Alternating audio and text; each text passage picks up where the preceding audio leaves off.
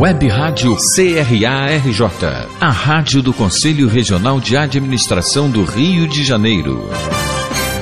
Bom, pessoal, vamos abrir agora para perguntas, debates.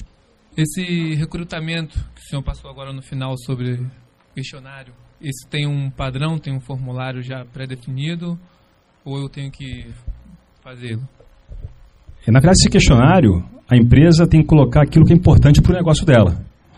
Se eu sou uma empresa que transporto produtos de alto risco, certamente dados como exigência de GPS, plano de gerenciamento de risco, escolta, seguro de carga, segurança das instalações, se tem poste de vigilância, CFTV, guarita blindada, garra de tigre. Ou seja, tem uma série de itens que a seguradora coloca quando o produto é um de risco alto. Se o teu produto é de tão alto risco, você vai priorizar outros pontos. Então, cada empresa tem sua necessidade, o questionário tem que ser feito considerando as necessidades previstas do seu negócio. Boa noite, né? Meu nome é Paulo, né, da Uniabel. Vocês estavam falando a respeito de fornecedores, né, e da forma de avaliação de fornecedores, né? Hoje eu tive um problema com um fornecedor que eu comprei uma peça, né, para um ônibus que deveria sair às 2 da tarde e ele ficou de me entregar até meio-dia essa peça. Quando foi 1 hora eu liguei para cobrar, né, e ele falou que estava com problema na receita, que não tinha saído a nota e tal. Como é que a gente faz para, né, no caso, punir não, mas para fazer com que esse fornecedor, né, porque, como diz, eles inventam tantas coisas que a gente não sabe mais quando é verdade e quando é mentira. E qual é a forma mais correta de se agir nesses casos? Bom, a primeira pergunta que eu faço para você é a seguinte: você respeitou o prazo do fornecedor nesse caso? Não, eu fiz um pedido express, né? Queria me entregar de moto, eles têm Sim. isso para agilizar até em 1 hora, é a promessa deles, né? E no caso... Nesse caso, você contratou um serviço pagando mais caro. Isso, exatamente. E eles te prometem uma performance que não entregaram. Ele é um fornecedor fixo seu ou esporádico? Se ele está na sua base de fornecedores, aí depende muito da organização. Se a empresa ela tem um sistema de gestão de qualidade, é muito comum que se use o procedimento da abertura de não conformidade.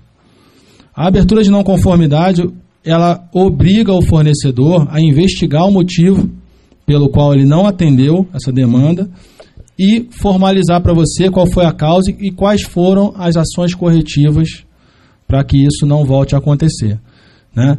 É importante analisar se é reincidente, se é um problema pontual, tudo isso é importante. E quanto ao prejuízo que a empresa tomou, porque esse ônibus tinha um contrato, né, que ele deveria sair da garagem até as 14 horas, né? Tem alguma forma da gente, sei lá, punir ou alguma coisa esse fornecedor, porque a empresa teve um prejuízo com isso?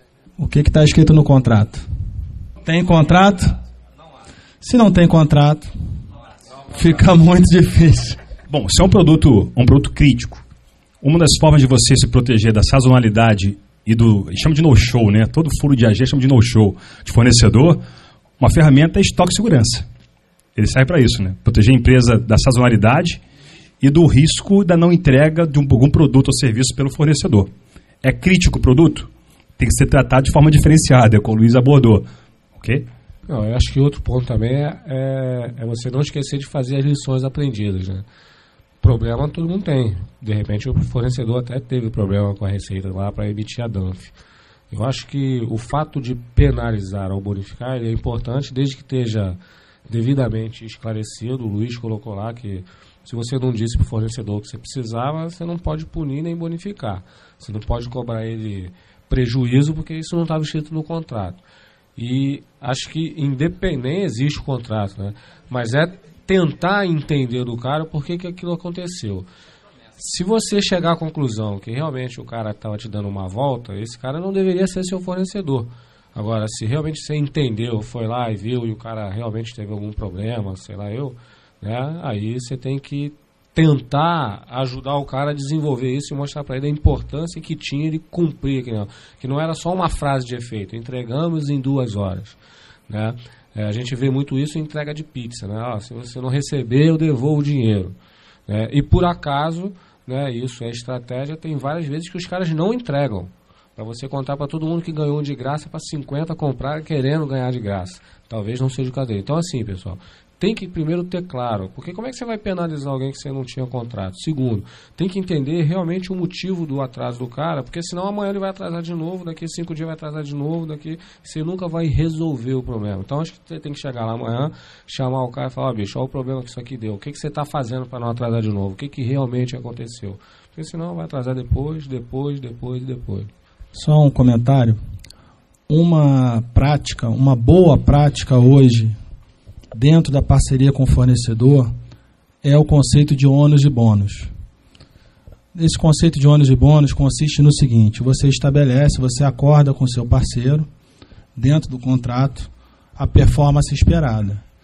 Se ele tem uma performance superior àquela esperada, ele vai ter uma remuneração. E se ele tiver uma performance inferior àquela esperada, ele vai ter que te ressarcir. Então, esse conceito de ônus e bônus, ele tem que estar estabelecido nos contratos com os fornecedores mais importantes. E aí sim você tem a premiação ou a punição de acordo com a performance. Meu nome é Jaime, sou da Uniabel também. Eu reparei que ao longo dos anos o prazo de entrega do e-commerce tem aumentado cada vez mais.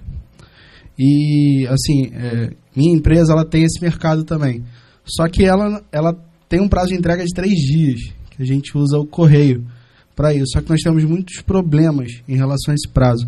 Hoje, qual é o prazo ideal de entrega para o e-commerce? Uma data confiável que eu posso dar para um cliente e eu ter confiança na minha entrega. Eu trabalhei há algum tempo, assim, 7 anos no Ponto Frio, 5 na Casa e Vídeo, tem e-commerce, e Compra Fácil. Você conhece Compra Fácil? Compra Fácil, vai receber, difícil. Mas assim, o prazo correto, nada funcionava. Agora tá fácil, pode ir lá que você recebe. Assim, o prazo ideal é que você consegue cumprir. O cliente não está preocupado se você vai entregar em 2 dias e você entrega em 3. Se você prometer em 4, entregar em 3, ele fica feliz. Tem que cumprir o prazo. Ponto. Acho que tem outro aspecto também, né? Por que no e-commerce o atraso na entrega ele é mais sensível? Por um fato simples, né? A partir do momento que você está no computador, você deu um enter e já pagou, você está ansioso, né? Na verdade, todo mundo quer que funcione igual aquela época lá do Dr. Spock, né? Que aperta um botão, o produto se materialize. Isso ainda não é possível, né? Talvez seja lá quando o Mateus for mais crescido. Eu acho que a questão é a questão da frustração, pessoal. Então não adianta, se promete para o cara em 4, entrega em 8, o cara já desistiu, já reclamou. Tem um outro fator, pessoal. Ele falou assim, os Correios, né? O Marcos aqui falou muito bem. Nós estamos vivendo uma explosão de consumo e a gente não tem infraestrutura. Tem fornecedor dizendo, isso eu não faço, isso eu não faço, isso eu não faço. É o que está acontecendo com algumas empresas que citaram pelo Marco. Então, cara, a resposta é, procure... Agora, se você também disser para alguém que o cara vai comprar um computador e vai demorar 30 dias para receber em casa, ele desiste, que foi o que aconteceu com a Dell. Todo mundo deve lembrar que a Dell não comercializava seus produtos na loja física e tinha um prazo que o consumidor achava inadequado. E a Dell foi lá e começou a comercializar em loja física. Então, assim, você tem que ser... prudente e não oferecer algo que você não vai cumprir, senão acontece exatamente isso que ele colocou aqui. Ofereceu em 2 horas e não entregou, ferrou, não tem jeito. Então, assim, seja prudente. Procure ver com o seu fornecedor qual é o prazo execuível. Eu costumo dizer que em transporte quase tudo é possível, desde que você esteja 2 elementos, além daqueles 10 que o Marco citou, né? Tempo e grana. Qualquer um de nós pode sair daqui agora para São Paulo em 45 minutos, desde que esteja R$600 no bolso. Vai ali e pega um avião. Se não tiver R$600 e só tiver 60, não vai chegar em 45 minutos. Vai chegar em 6 horas porque vai de ônibus. Se não tiver R$45 no bolso, também vai chegar em São Paulo, mas não vai ser nem em 45 minutos, nem em 6 horas. Vai ser em alguns dias, porque vai a pé. Então não adianta. Esse negócio de transporte é assim, você tem que ter um tempo mínimo e o custo que você está disposto a pagar. Assim, é importante você verificar a transportadora, por exemplo, Ramos. Todo mundo conhece Ramos? Assim, Marcos, é uma boa transportadora? Depende. Quer entregar no Nordeste? Tem uma boa capilaridade. Para o Sul, eu não aconselho. Conhece Atlas? Para Brasília eu indico. Para São Paulo eu não gosto. Serviço. Então, assim, tem que ver a área de atuação e conversar com as pessoas que trabalham no mercado, referência de transportadora. Ok? Meu nome é Jonatas, eu sou administrador. Eu gostaria de perguntar aos colegas, principalmente o da TIM, se já está sendo oferecido alguma coisa em termos de logística reversa. Vou falar em nome da TIM, nosso serviço. Para todo produto que o cliente compre pela internet, a legislação lhe permite que você tenha 7 dias de desistência do produto, ok? Por insatisfação.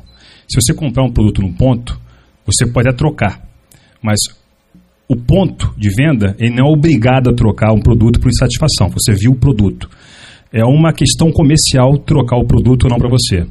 Salvo se for um produto com defeito técnico, ok? Dentro do prazo que a gente chama de DOA, e aí você troca o produto. O não DOA vai te encaminhar para um posto autorizado. Se você comprar um produto onde a forma de comunicação de vendas seja por telefone ou pela internet, você vai receber o produto em casa e a logística reversa funciona da mesma forma. Tem um pedido de coleta, que a gente utiliza algum courier ou serviço do Correios, que vai coletar esse produto e, chegando no centro de distribuição, pode ser refaturado a troca do produto.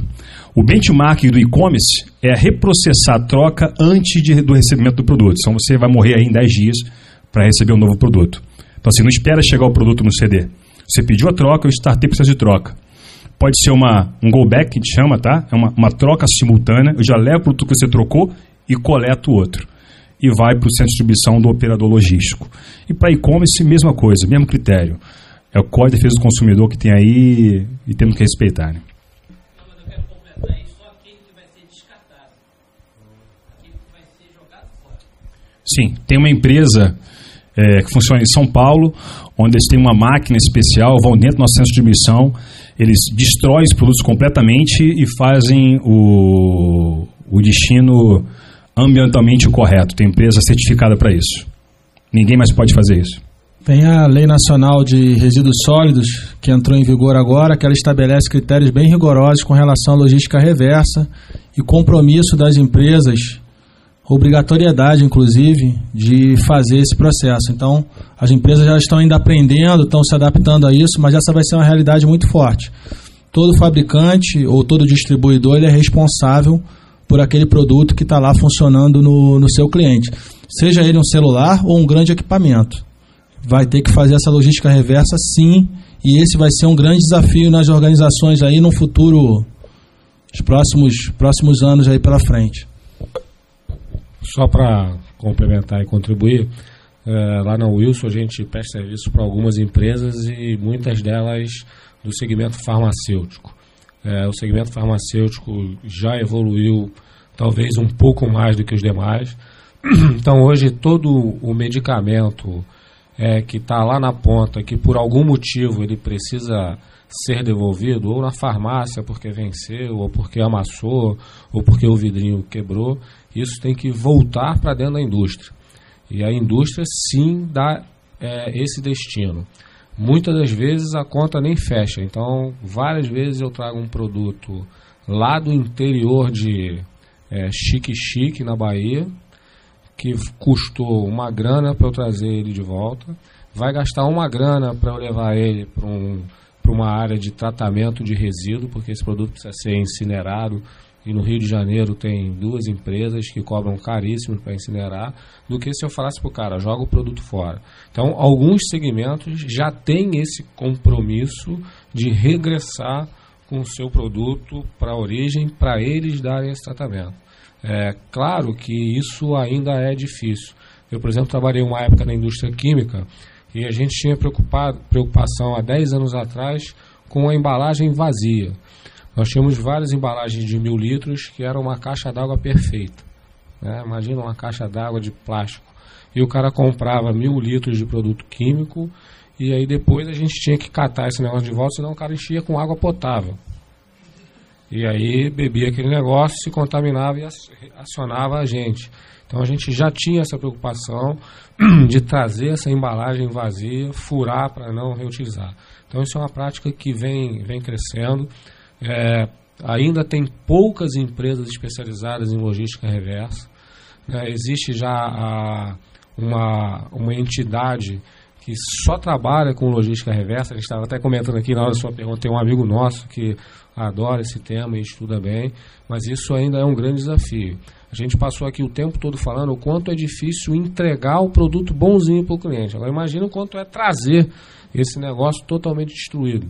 Então eu recebo algumas vezes de medicamento em caixa de sapato, assim, que vem uma miscelânea danada que eu tenho que ainda separar, segregar para colocar. Então assim, é desafiador, sim. Cláudio do Uniabil. Eu vou comentar uma situação, de repente vocês dão a luz. Para a área de transporte, sou da área de transporte. A gente sabe que é uma guerra do comercial com o transporte, né? E a gente falou muito em punição do transporte, essas coisas todas. Mas às vezes o erro começa lá em cima no comercial, que eles oferecem mais do que o próprio transporte consegue atender. E às vezes o presidente da empresa, o gerente, às vezes chama até que é punir o transporte, né? Porque aí chega no cliente e quer punir o transporte, porque não entregou, porque não deu conta, aquela coisa toda. Mas às vezes o problema já partiu lá da área comercial. E essa guerra fica ali na empresa e é difícil desfazer esse tipo de coisa. Queria uma opinião de vocês, que já estão mais vividos nessa área. É mais ou menos assim, ó. Você tá todo mundo já viu algum evento da Olimpíada, aquela corrida com bastão, né? 4 caras correndo, e aí o cara de logística, e principalmente de transporte, é o último cara a pegar o bastão.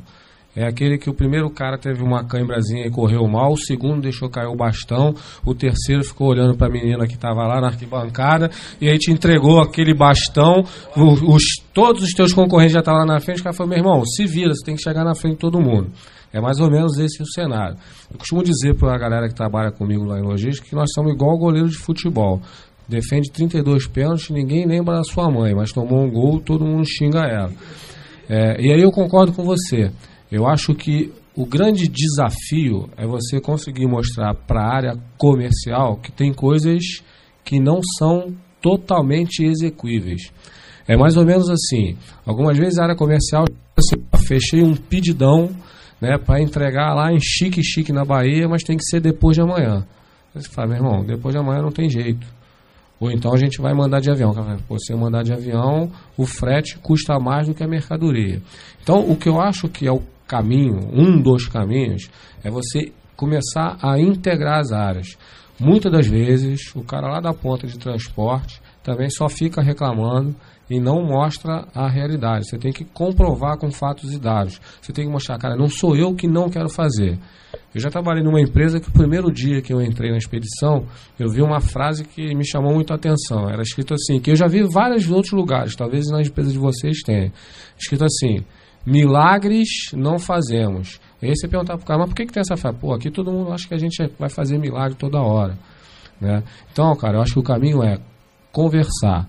Muitas vezes também, nós de logística achamos que o cara do comercial fica o mês todo de bobeira e só trabalha na última semana do mês. Você fala, pô, eu passei o mês todo aqui jogando futebol, na última semana do mês o cara vendeu todo.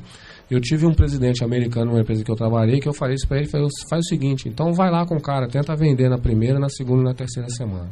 Eu fiz esse exercício e vi que não é tão fácil assim. Não é que seja difícil, mas não é tão fácil. Então o caminho, cara, é integrar. Que essa é a função da logística, né? Integrar as áreas. Você mostrar para o cara qual é a sua dificuldade, entender qual é a dificuldade dele e tentar fazer junto. Se você for para o embate, para a guerra, a minha experiência me diz que sempre o cara da área comercial vai ter alguma vantagem, né? Então não é muito bom ir para esse embate. É melhor ir para a parceria. Deixa eu falar uma coisa para vocês. Conflito entre área comercial e logística é universal. Qualquer organização. Quando não está vendendo bem, tem que ter um culpado. É a logística. Então, já começa por aí. Mas eu quero compartilhar com vocês uma iniciativa, porque realmente a gente não tem que sair de ficar reclamando ou colocando esse tipo de questão e partir para a prática, para tentar reverter esse quadro. Existe a política comercial, toda empresa tem uma política comercial, né? Então, lá na Biomerrier, por exemplo, eu fiz a política de logística. Nós temos uma política de logística. Essa política, ela estabelece claramente todos os critérios do atendimento a cliente. Estabelece como a carga vai chegar lá. Estabelece em que prazo vai chegar de acordo com o destino. Então, quando você coloca claramente as regras do jogo e você comunica, não só para a tua área comercial, você comunica para o teu cliente diretamente, você consegue eliminar esse tipo de situação. O gestor de logística, o gestor de compras hoje, ele tem que ir para campo, falar direto com o cliente. Só assim que ele vai ter sucesso. Se ele se acomodar de ficar apenas na retaguarda e deixar o comercial apenas ter contato com o cliente, essa não é uma organização vitoriosa. O gerente de logística, o gestor de logística, gestor de compras, ele tem que ter canal direto com a logística do cliente, justamente para tratar desse tipo de assunto. Porque quando o comercial vier com alguma reclamação, você vai dizer para ele o seguinte: não, eu tenho contato com o cliente, eu sei o que acontece. Mas para você falar isso, você tem que estar em campo, você tem que estar sabendo o que está acontecendo. E essa ideia da política de logística é muito boa, funcionou muito bem. Só mais uma pergunta em relação à quarteirização. Você falou da Atlas, lá a gente também trabalha com a Atlas, e a gente analisou que, assim, 70% dos problemas que aconteciam era que a Atlas redespachava com outras empresas. A gente tem como amarrar em contrato para não assim, acontecer esse tipo de coisa, porque ela diz que entrega, só que ela não fala como vai entregar. Essa que é a questão. É uma tendência cada vez maior das empresas não investir em ativo, né? Ativo, na verdade, produto, algum ativo imobilizado, é o capital ter mobilizado. Então, para regiões onde você tem um volume constante, um volume alto, você pode colocar carro da casa, você sabe que vai ter liquidez. Agora, atender cliente onde o volume é inconstante e para rotas onde você não tem um volume adequado para você ter lucro, o que ele vai fazer é redespachar com um parceiro dele que atenda melhor que ele. Porque todos os transportadores no Brasil terceirizam. E quanto mais distante for a rota dele, quanto menor o volume, maior a necessidade. É uma questão de sobrevivência. Se você não consegue preço para isso. Por exemplo, eu sou uma empresa que trabalha na capital do Rio. Eu tenho 2 clientes em Búzios, que cada um me compra 2 pacotinhos por semana. Eu vou mandar uma fiorinha num caminhão para Búzios entregar 2 pacotes? Eu vou colocar como transportadora, que tem muito mais clientes naquela região, que tem uma rota para Búzios, eu coloco com ele, ele vai entregar. Agora, esse teu parceiro tem que ter um critério muito grande de seleção. Afinal de contas, ele vai representar a sua empresa. Ele vai carregar o seu CTRC. E é você que vai ser cobrado.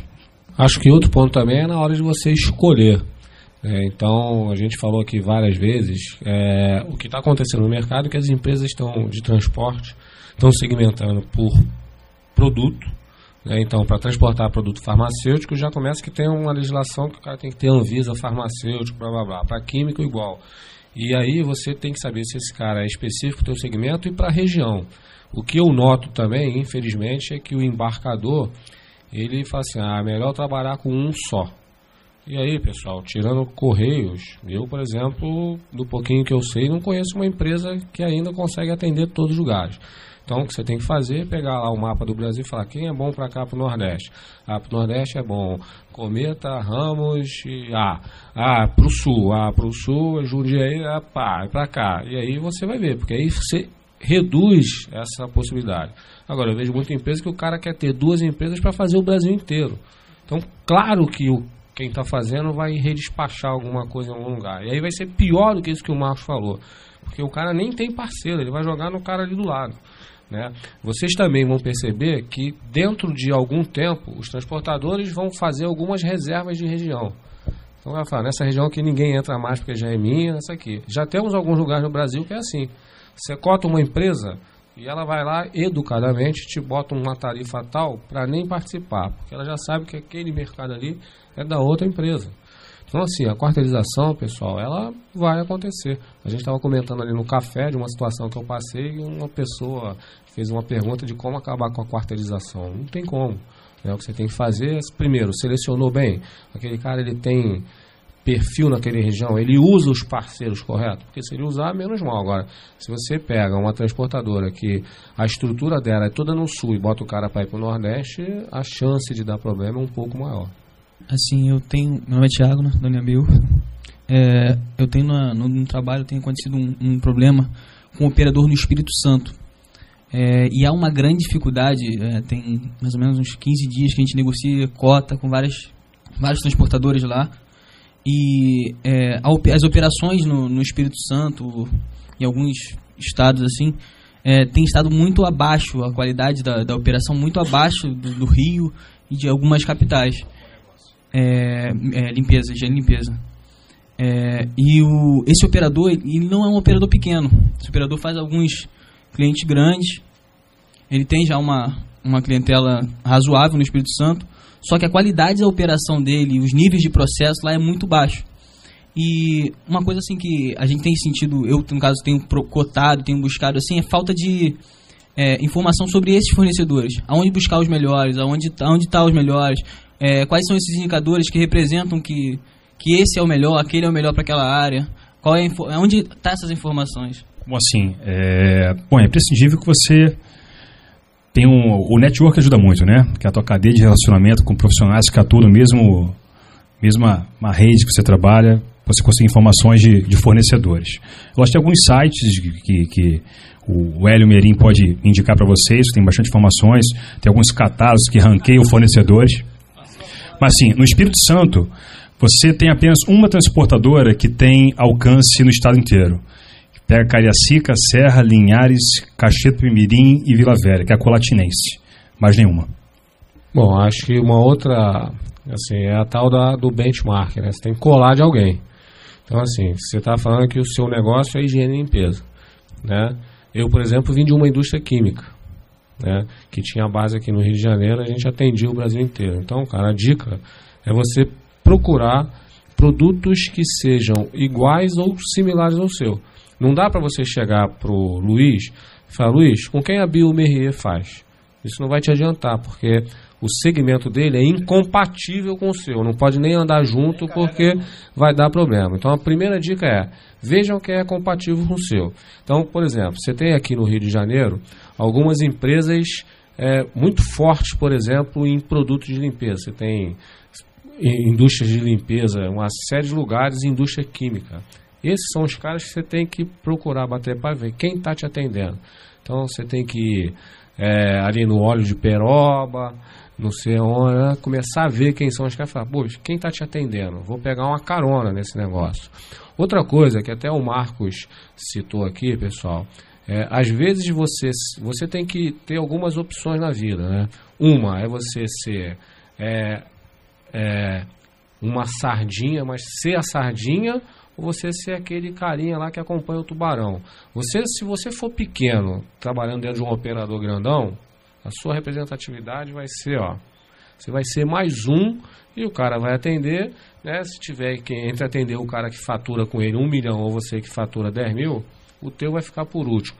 Então, talvez, no teu caso, não sei qual é o tamanho do teu negócio, seja o caminho de procurar desenvolver alguém.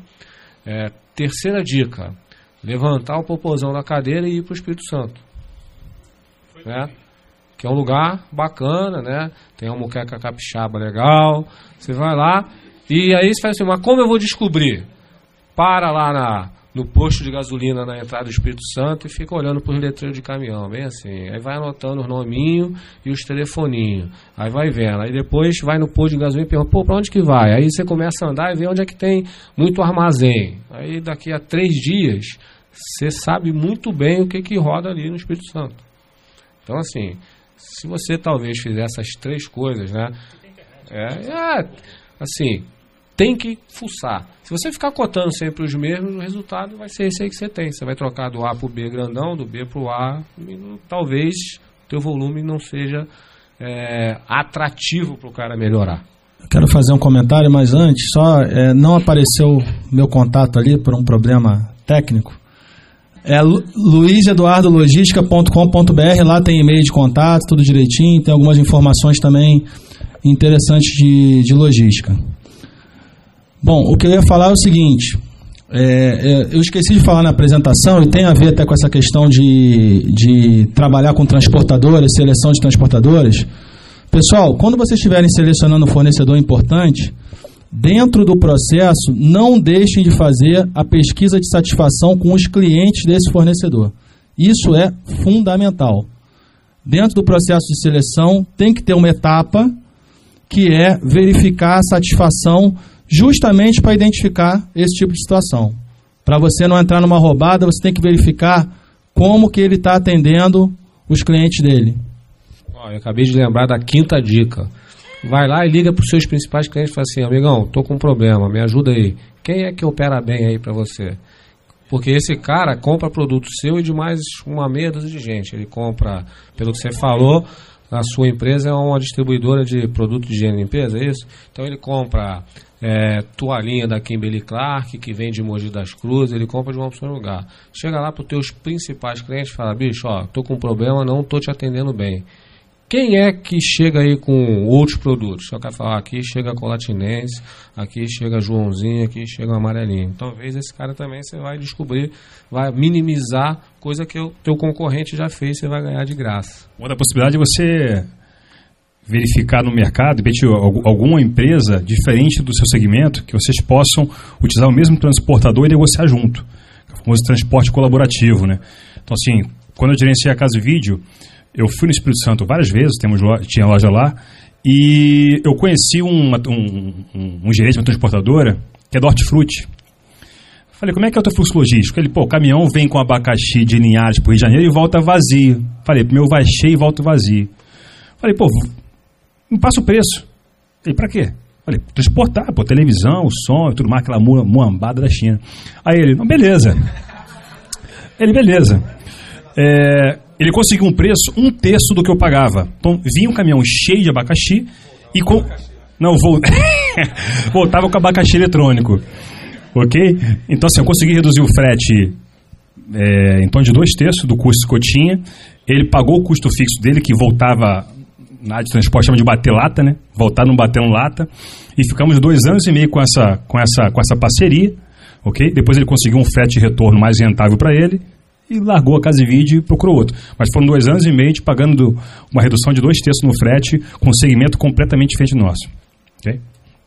Boa noite, meu nome é Robson Baima. Eu vou fazer uma pergunta direcionada para o Meirim. Tivemos uma oportunidade de trabalharmos juntos na Gillette do Brasil, não é isso? E o que acontece? Nos anos 80... até 90 nós tivemos avaliei durante esse período, nós tínhamos uma parceria com 2 transportadoras de peso, que era a de Gregório na época, e era a Atlas, e fez uma parceria com a Gillette durante muitos anos, né? E quando você fala ali de fornecedor, parceria com fornecedor, hoje você já não vê no mercado uma empresa prestadora ou uma parceria com tanto tempo assim. Você vê hoje, por exemplo, fica 2 anos e trocam. Existe uma mudança muito grande nesse mercado. Por que isso? Vocês viram como eu comecei a trabalhar cedo, né? Lá em 80 eu já estava arrumando caixa de caminhão para aprender, né? Eu era mais cabeludão, tal, né? Ainda tem alguns casos de sucesso. Eu trabalho numa empresa que presta um serviço logístico há 8 anos para o mesmo cliente. Mas confesso para você que realmente não é a prática. Bom, poderia aqui lembrar de alguns fatores que podem colocar isso. Hoje eu acho que a concorrência é maior do que era há 10 anos atrás. No caso, as 2 empresas que ele lembrou, uma delas já nem existe mais, né? A de Gregório foi uma empresa que era uma gigante e quebrou, né? Então acho que hoje a exigência por inovação é muito maior. Eu acho que o fornecedor, há um tempo atrás, ele podia literalmente deitar em berço esplêndido, porque ele não era incomodado por outros concorrentes. E hoje, além dele ser incomodado por outros concorrentes, ele é incomodado pelo tomador do serviço, que quer dele mais tecnologia embarcada, mais programa de qualidade, mais não sei o que, mais não sei o que, mais não sei o que lá. E aí, infelizmente, algumas empresas não conseguem acompanhar isso. Tentando me ater mais ao segmento de transporte, eu acho que o que aconteceu também é que o segmento de transporte vem passando por uma profissionalização. Algumas empresas eram gerenciadas pela família e muitas delas não acompanharam isso. Então o cara tinha um relacionamento com o vice-presidente da Gillette, andava de barco junto, não sei o que lá. Isso mantinha o fornecedor por um período maior.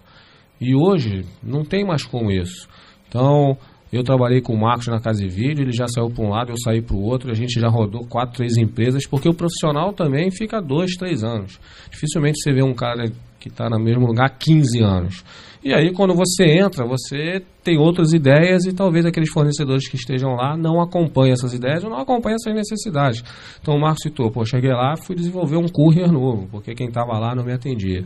Então, eu acho que essa parceria, ela vem encurtando o período, porque do lado de cá, o tomador do serviço vem mudando mais rápido, o mercado vem exigindo, e vou me atrever a fazer uma outra previsão. Acho que o mercado vai ter uma grande mudança com a entrada de uma série de empresas estrangeiras.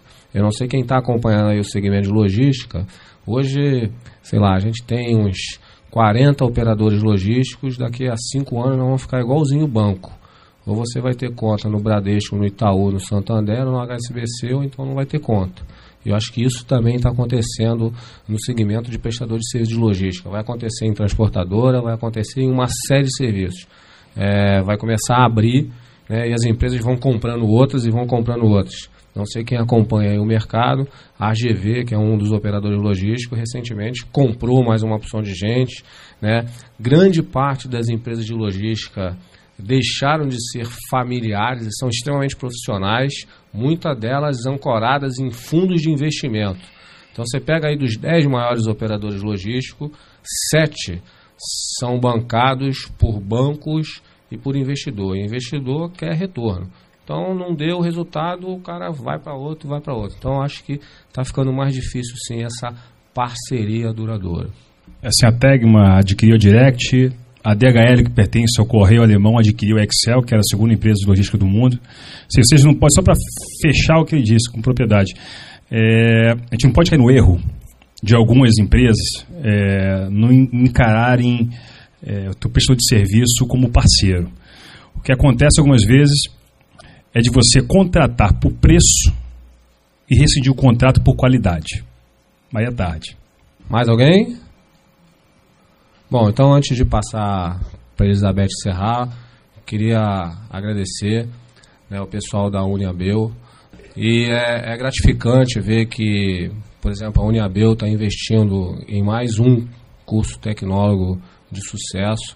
É muito legal ver vocês vindo prestigiar aqui o evento. Então agradeço ao Alessandro, a colega professora que divulgou esse evento. Espero que a gente tenha contribuído um pouquinho com a formação de vocês. Acho que esse é o nosso papel. Como eu falei, isso não é uma aula, é muito mais a troca de experiência. Na verdade, seria muito mais legal se a gente não tivesse projetado nenhuma transparência e tivesse que ficar fazendo pergunta e resposta, teria sido talvez mais enriquecedor. Então, queria agradecer a disponibilidade das pessoas que se deslocaram aqui. Isso é extremamente gratificante para nós, um evento que a gente bola aqui com nossos recursos. Aqui todos nós somos voluntariosos, né? Todos nós que estamos aqui de pé, que somos da comissão, a gente, além das nossas atribuições, a gente procura, do nosso jeito, tentar dar essa contribuição, passar esse pouquinho de experiência que a gente tem. Então, obrigado a vocês, obrigado aos colegas aqui, ao Marco, ao Luiz, ao Léo, ao Márcio, a Beth, por também estar junto. Eu apenas sou um dos elos dessa corrente aí da comissão, né? Então isso a gente consegue porque todo mundo está junto, né? E agradecer ao CRA por ceder o espaço. Então, queria agradecer, espero que esse seja um de vários encontros que a gente possa ter aí pela vida. Como o Luiz falou, nossos contatos estão aí, mandem e-mails, dicas, e que a gente tenha conseguido trazer um pouquinho de experiência prática para vocês.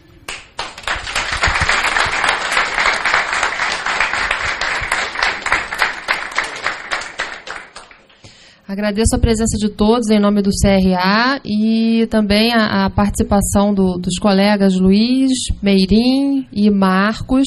E informo que o evento está sendo gravado na nossa rádio web e depois, após a edição, vocês conseguirão acessá-lo no nosso site www.cra-rj.org.br.